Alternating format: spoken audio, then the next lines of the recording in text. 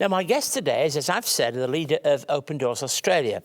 Mike Gore has a long career that involved him to contribute business skills and his faith to benefit not only himself, but also to those around him. Welcome to the show, Mike. Good to talk to you. Thanks for having us. Before we talk about your career, I'd like to start with your life story. You're not actually born in Australia. Tell me a bit about that. No, I definitely don't look like I'm from Australia. I sound like I'm from Australia, but I don't look like it. I was born in India. Adopted when I was 6 months old. So I grew up here in the Sutherland Shire of Sydney, probably the whitest part of Sydney. You couldn't get a more white Australian place That's than the Sutherland right. Shire. That's right. Exactly right. Yeah. But yeah, grew up here in Sydney.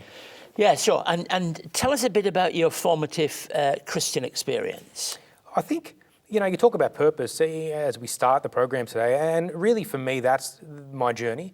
As far as Christianity goes, so much of my purpose or my identity, it was actually found in the church.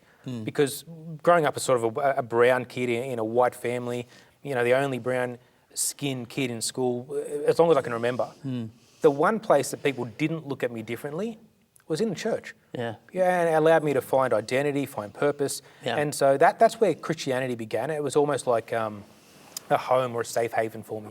You eventually, through school, went on to university. What was that all about? What did you study and what did you begin work doing? So I started in university. I started a psychology degree and also with Aboriginal studies as part of that.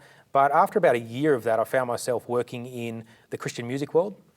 And I sort of dropped out of uni and, I've gone back a couple of times, but I've never actually finished any degree. But I have got into the Christian music world, and that's kind of where my business journey began. So what led you to Open Doors? Tell us about that. I've always had a passion I love God, I love people, and I love building something out of nothing. Now, I spent 10 years working in the Christian music world. I had a great privilege of traveling the world and meeting many of the sort of famous artists or what have you, but I always had this yearning to kind of work in a charity. And I remember my sister sent me a link to a job. I knew nothing about Open Doors, and I thought, no, this ticks the boxes.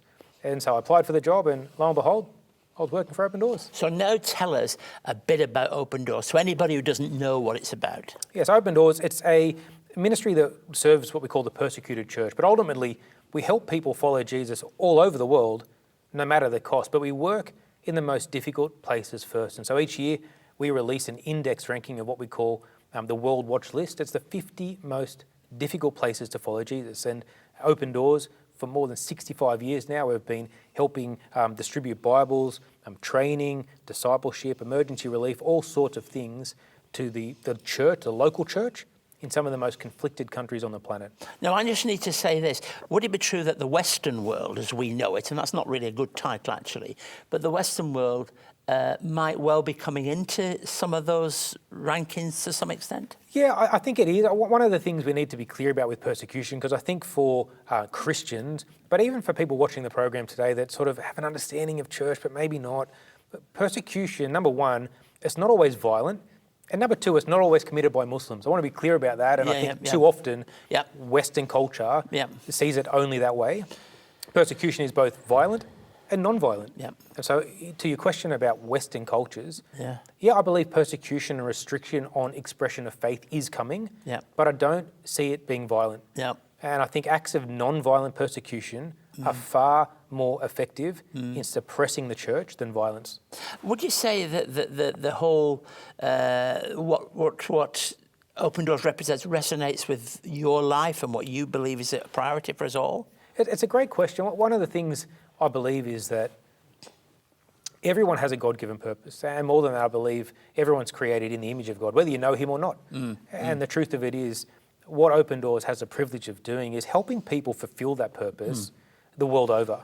Because too often in life, I mean, we even saw in the story today about the homelessness, is that we can often let the past determine our present. Right? We should only ever let the future determine our present. We should respect and acknowledge the past, but we should be driven by a picture of who we can become in the future. And that's what Open Doors does, is we help people write their God story the world over. And if somebody was thinking about serving God in an organisation like Open Doors, what would you say to them? I think that it's one of the most exhilarating challenges, one of the most difficult challenges you could ever take on. But for me, I find a great fulfillment in all the challenges, all the highs, all the lows, all the sort of valleys and the mountaintops. There's a lesson to be learned in that. And so I think it requires courage and resolve, but it's a great journey. Well, I'm hoping that as I thank you for your contribution today, people might log on to the website and link up with Open Doors to learn a bit more of what it's about. And if they want to support you, they can do. We're happy to have talked to you today. Mike, thanks ever so much for giving us the time and coming in the studio to talk today. Thank you.